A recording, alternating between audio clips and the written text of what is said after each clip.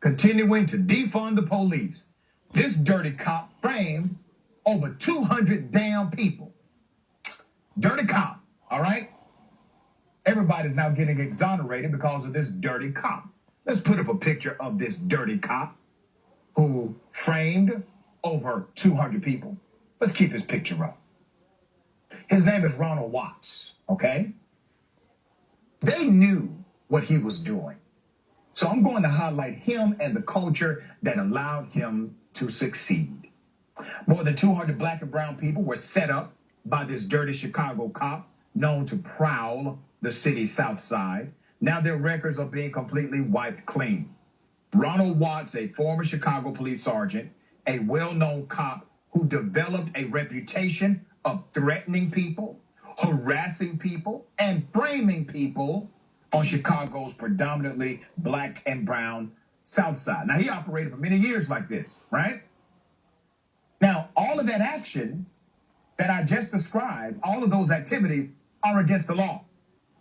All of those activities are a violation of your oath of office, in addition to being statutorily illegal, all right? Tyrone Fenton, who was among the hundreds affected. Let's put up a picture of Mr. Tyrone here, okay?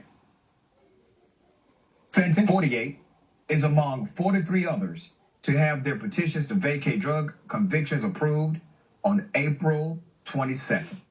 Mr. Fenton fell victim to Officer Watts' unethical policing back in January of 2006 when he and two others recently left a funeral. That's when Officer Watts and his gang of officers approached them to shake them down for drugs. Fenton describes how Watts would set people up after bringing them to the station.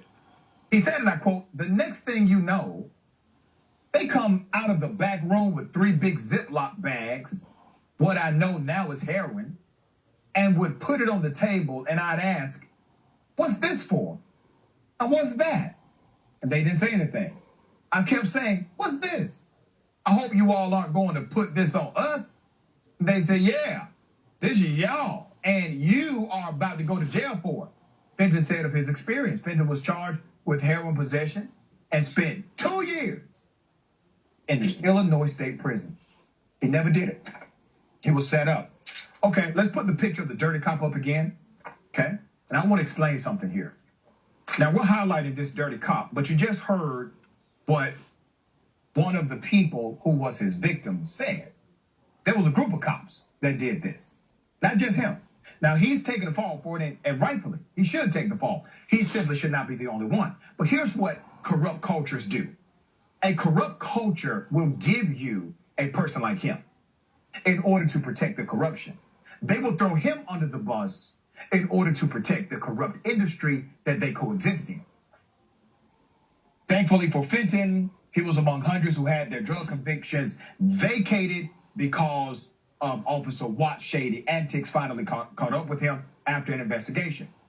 Watts and Officer Muhammad pleaded guilty to federal charges in 2013 after they were recorded taking $5,000 from an FBI informant and admitted to routinely extorting money from residents and drug dealers. Watts was sentenced to 22 months in prison. Muhammad received 18 months. That's it.